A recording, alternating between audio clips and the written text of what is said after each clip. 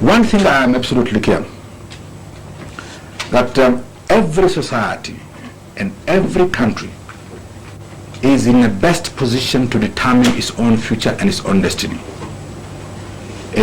Talking of democracy, I believe that every single human being and every society must aspire for democracy. The process of democratization, the principles for democracy are universal principles.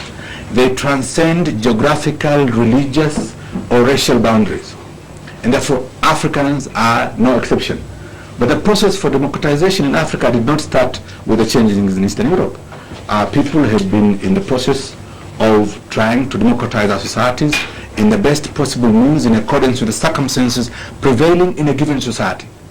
So there can be no stereotype formula which can be imposed in a given country. Those countries which feel that a multi-party system is best suited to their conditions can go ahead and have a multi-party system. Those countries which feel that a one-party system is the best conditions can go ahead and have their own system. What is important is to ensure that the process, that our people participate in the process of governance, our people enjoy fundamental freedoms and human rights. These are rights which are automatic rights, and they have been guaranteed by the OAU Charter and by the Universal Declaration of Human Rights. What is important is to ensure that the machinery of state is such that the people are in a position to take part in the political, economic, and social development.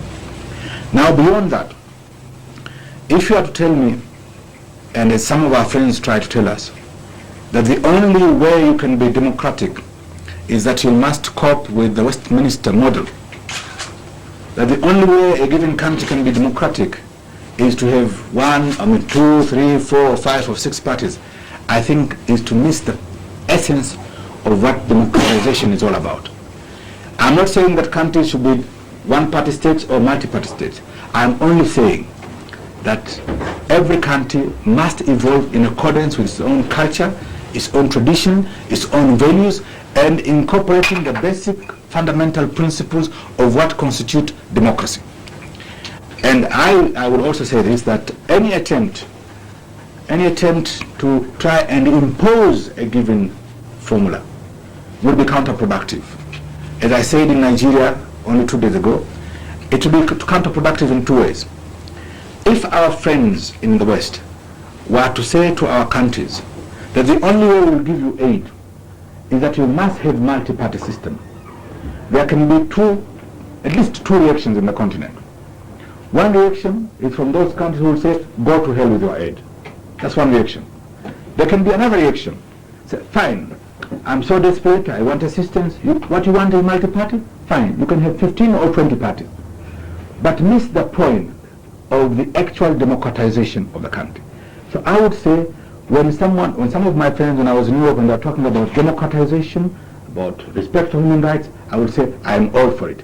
But if you go further and tell me, I know best on how things should be run in Kenya or in Uganda or in Tanzania or in Cote d'Ivoire, I would say no.